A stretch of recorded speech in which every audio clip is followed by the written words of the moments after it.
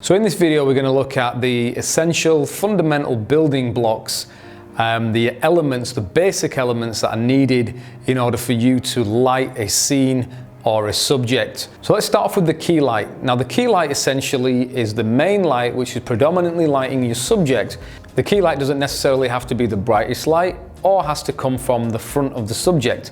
It can be a side key, for example. Now if we feel that the shadow intensity is too much and we want to balance the key light, any light that we add to the face will be classed as the fill light. And we can decide how strong we want the fill light to be. So we've got the key light, which is the predominant light, the fill light, which is filling in the shadows, and that takes us to the backlight. Now the backlight essentially is a light source that is behind the subject. If it's really high and overhead and pointing down, we would class that as a top light or a hair light. Now you can also use lights on backgrounds. So right now we're going to take the hair light or the top light or the backlight and we're going to point it at the background.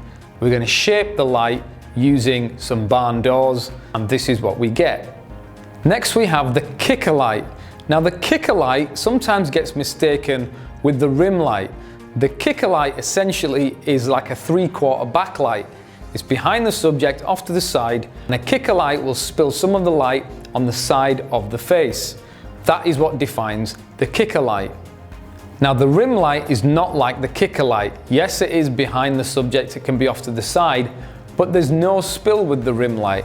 The rim light's job essentially is to only highlight and separate the subject by illuminating the contour or the outline of the subject.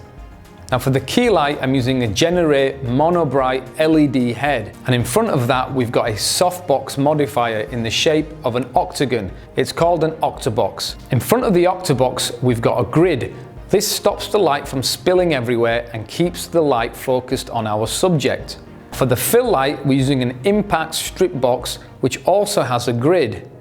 It's essentially doing the same thing. It's focusing the light on the subject. For our backlight or hair light, we're using an Aputure Mini 20. That's boomed overhead, so we're getting a really nice top light.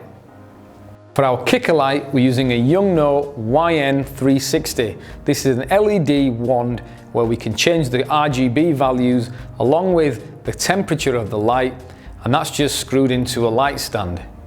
Now you can choose what combination of these lights you like to use. Do you prefer to just use a key light with a kicker light?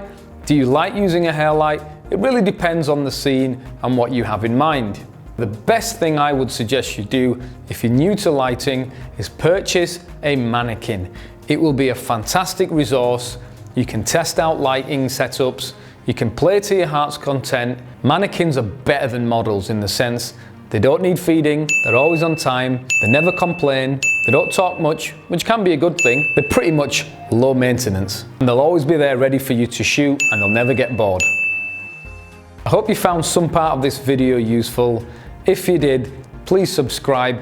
I will be putting out more videos over the next few weeks which look at how we can add dimension and depth to a scene, how we actually go about lighting a scene, how we break down the process of taking an area or an environment and thinking about how we want to position our subject, our camera, lens choices, all of that kind of stuff.